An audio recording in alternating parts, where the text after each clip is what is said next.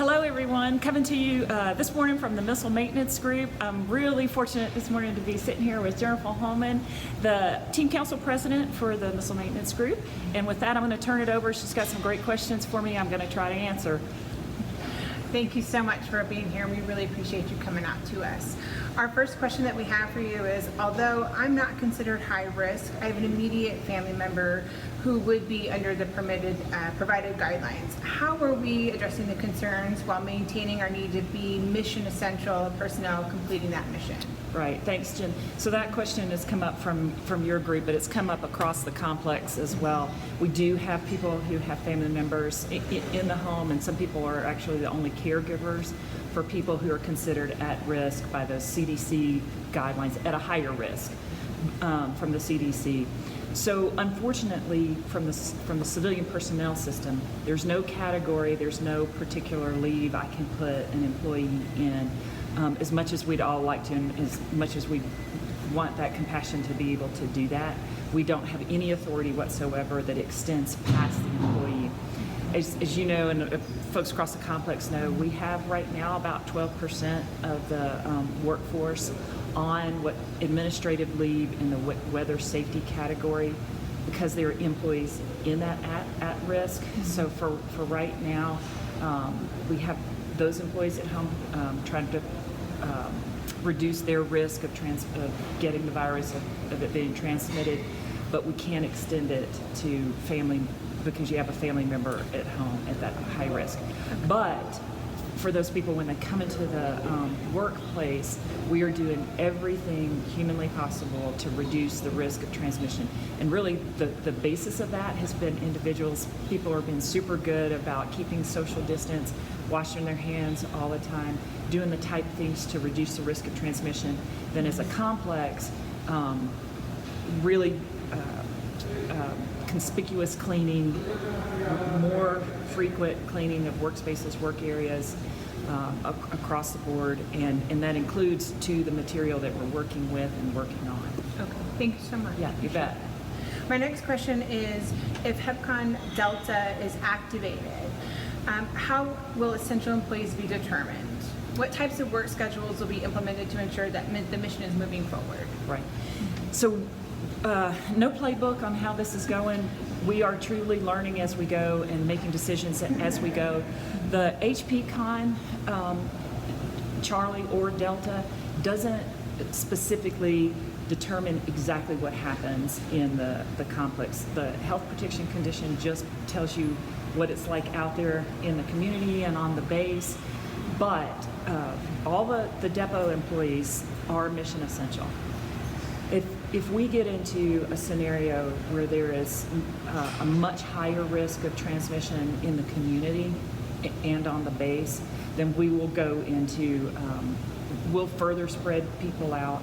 We'll continue the mission only as long as the risk is acceptable.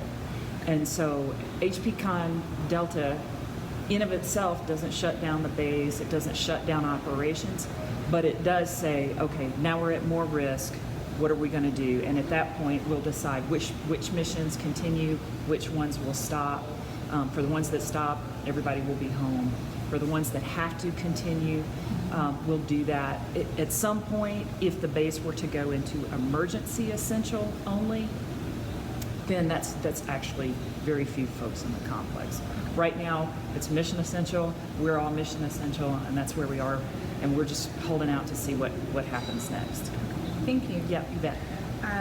And then, will there be a possibility to have more of the automated facilities, such as like soap dispensers and faucets installed in bathrooms and in like break rooms around the complex? Yes. So some of the groups have actually already moved out and used the GPC cards to go out and purchase some new soap today soap dispensers and automatic faucets.